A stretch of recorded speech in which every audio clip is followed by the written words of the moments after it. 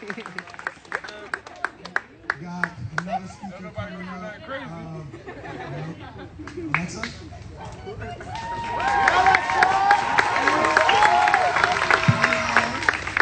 Nice to see you all. It's been a while. Okay. Thank you guys for coming out for such a beautiful movement. I know we're all here today for the same reason, to send a message. Know something to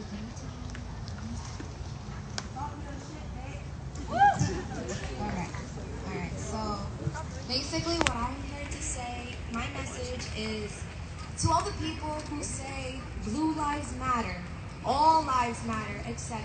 I agree. All life matters.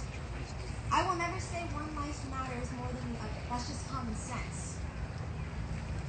But right now, our focus is for our black brothers and sisters. Black lives matter. I am speaking for African Americans, black Dominicans, to my Colombians, Puerto Ricans.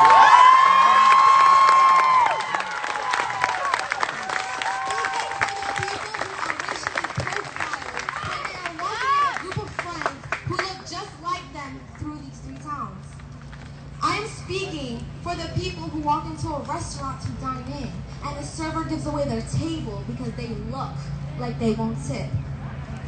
I am speaking for the people who are automatically associated with the ghetto when they're introduced to a white classroom. For the people who reach into their pocket to grab their ID and automatically have a gun pointed to their head. Being black is not something you can change. You don't get a ceremony for it. It is not something you get praised for unless it involves winning a championship. A majority of us are here today because we have experienced or witnessed some type of racial injustice throughout these 3 towns because of how we look, because of our hair texture, or the God we pray to.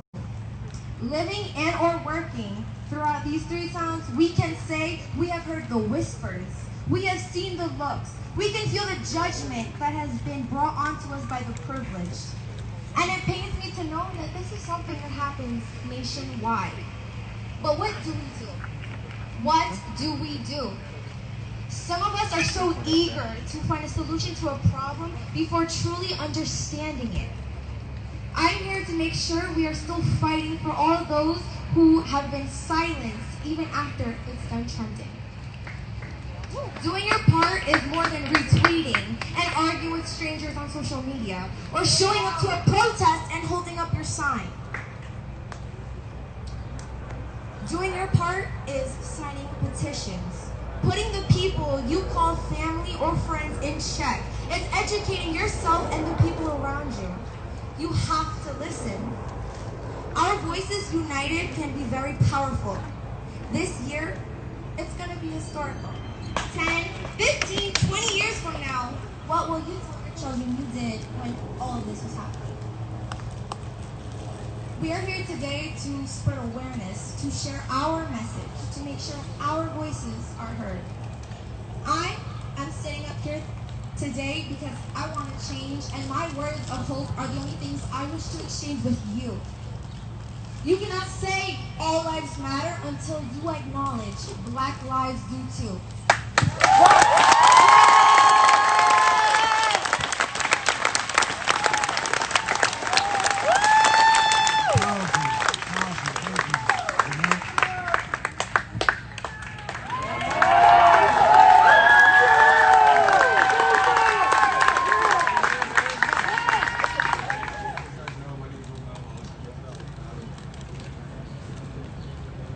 First, I would like to thank everyone who decided to come out today to make a stand for what's right. I would like to thank everyone who helped organize this protest, volunteers who came out to help make this vote as smooth as possible. As we make this stand together on this beautiful day, let's understand why we are here to begin with. It's not simply because of the killings of George Floyd, Breonna Taylor, and Reese Gordon, or countless other victims that our system has neglected justice, which has forced our society to fight for it.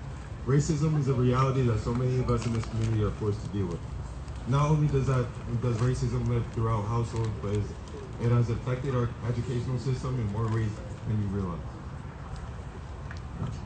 The school system is one of the most important factors in our community, being that this is where we send our children to learn and grow. It's time to realize that we need a change, and to come together so our youth will not have to experience biased teachers. Many of us who have gone to Passaic Valley do not know what it feels like to have an African-American teacher. We send kids to our public schools not to get harassed by the superintendent, not for kids to be told that they won't turn into anything in their life. That picture isn't painted for everyone, but that picture is painted for minorities in this very building.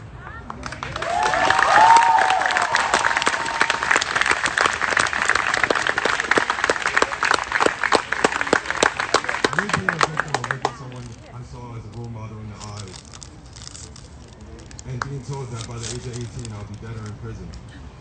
Now being 20 years old, still breathing and not in prison, I beg for change for the next generation.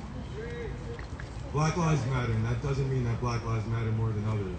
It simply means that black lives matter.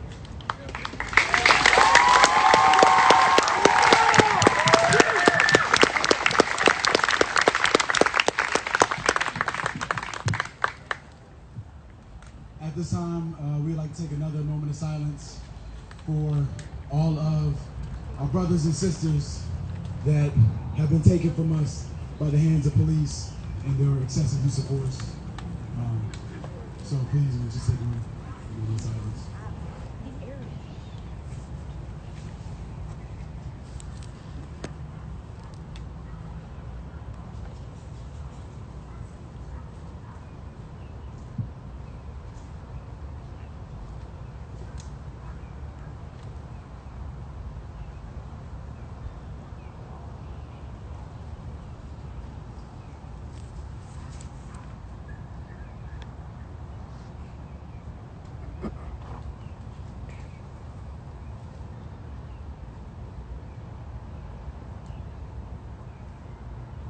George Floyd, Breonna Taylor, Ahmaud Arbery, Sandra Bland, Tamir Rice, Philando Castile, Eric Garner, Freddie Gray, Sean Bell, Trayvon Martin, Emmett Till. These are just a handful of names, a minuscule number on the list of what this country has done to us. One person said in order for us to progress and see change, we have to look at our past and what is really going on. And that is the only way we can progress, until we truly understand what is happening and what is continuing to happen in this country.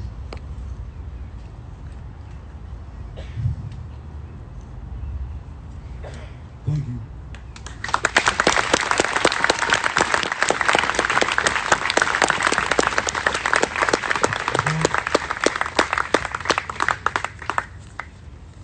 How's it going, guys?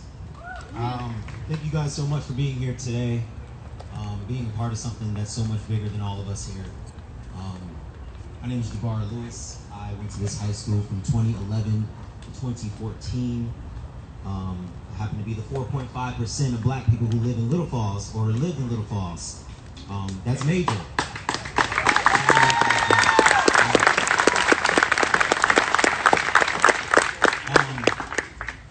I graduated with less than 10 black kids in my graduating class, I think. And I've had the privilege all my life of being the token black guy. I played the sports. I was playing football, I ran track, I was in choir, I was in the drama club. So I had friend groups everywhere. And for me, I thought that was getting everybody to like me, no matter my skin color. I didn't think about that then. But it wasn't until I got older till I realized the microaggressions that I was receiving. I mean, I'm sure a lot of you in here, black people, have received the comments like, "You're cute for a black guy." You're assuming that black people aren't cute. You talk white. What does talking white sound like? You dress white. I don't know what those mean. But my problems are very minuscule to the movement at hand. A lot of my friends, I'm sure a lot of you have dealt with racial tension in these 3 towns. And this racism doesn't just happen in these 3 towns, unfortunately. It happens worldwide. All 50 states have participated in the Black Lives Movement.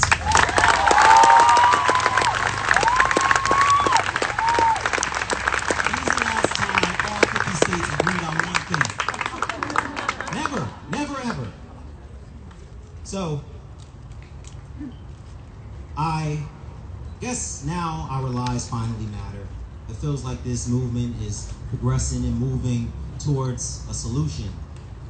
But it took 400 years of oppression, of bigotry, of hatred, of lynching, of murdering, of raping. I can go on and on, all the way back to Emmett Till, all the way fast forward to Trayvon Martin, to Tamir Rice, to Sandra Bland, to Philando Castile, to Breonna Taylor, to George Floyd, to Ahmaud Arbery. Remember to say their names, never forget them, because they were killed by racism. You know, it's a question I want you guys to all to take home with you. Talk amongst your friends, your family members, your co-workers. I want you guys to ask yourselves, why is ending racism so controversial?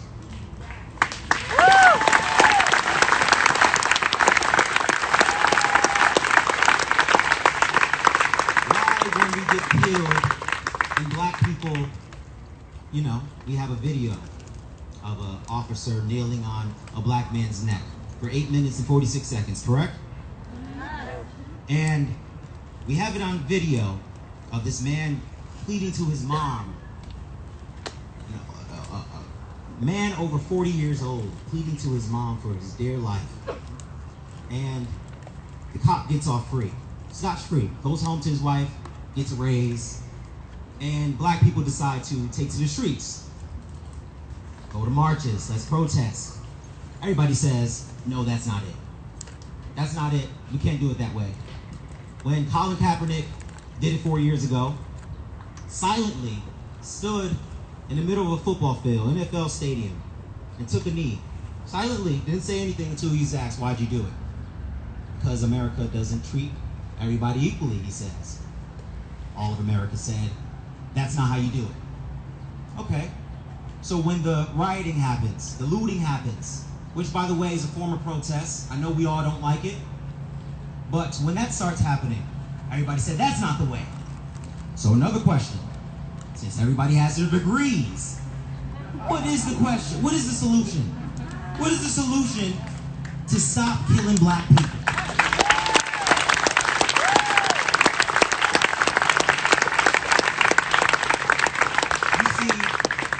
People are not out here chanting Black Lives Matter, risking our lives in a global pandemic for no reason. We too would like to stop saying Black Lives Matter. Yeah, we will. Yeah. And we are tired of fighting the same battles that our great-great-great-great-grandparents were fighting years and decades and centuries ago. Why are we still here, America? You know, I happen to have great white friends, great non-people of color friends around me. Keep them around me. I think we're stronger together than us apart. And they all ask me, what can I do right now to better the solution? And my first thing is open your purses. What that means, if you guys aren't hip, take out the credit cards, put it into those organizations who help black lives out here, support the black businesses, and that goes so far from, you know, we're going to support them just because they're black. You know, black people are denied loans at the highest rate. We can't take out loans to start a business. We weren't privileged enough to have a business passed down to us. So when we say support black lives, we support black businesses, we mean it. You know, we are also affected at the highest rate with coronavirus. We're also denied the most health care out of any other race in America. Open your purses. Get out there, get active. You know, white silence is violence.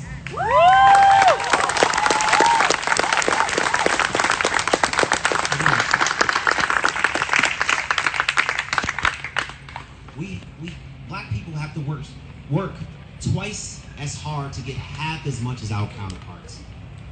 Do your part, talk to your friends, talk to your coworkers. We didn't create racism. We're just trying to fight it. We are. And until we come to an agreement that there isn't justice for all, the sooner we can get to the solution. My name is Jabbar Lewis. Thank you guys so much for coming.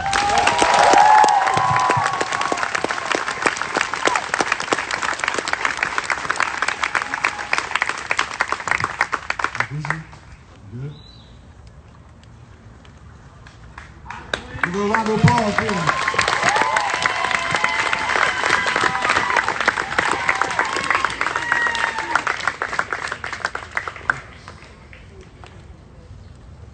So here's the thing.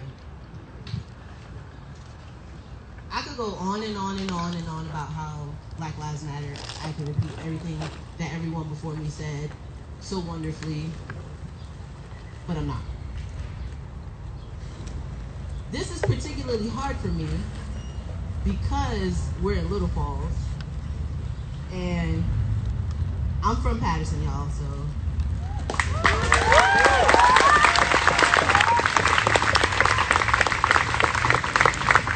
Some of you might know what I mean when I say Little Falls tried me a few years ago. See, I know what I mean.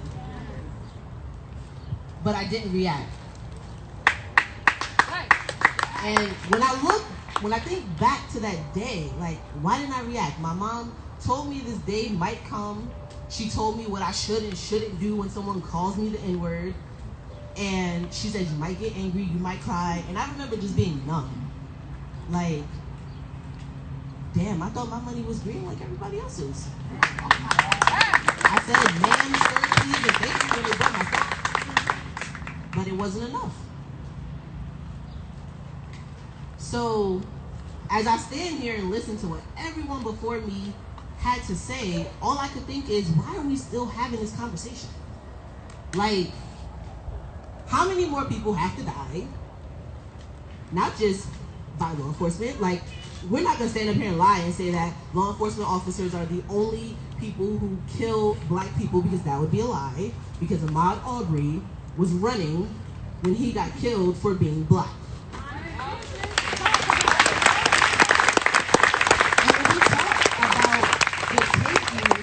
Of lives, let's remember something, my fellow black brothers and sisters, and to everyone else here, no disrespect, but let's remember, killing us is not the only way someone can take our life, because remember, the Central Park 5 got life, and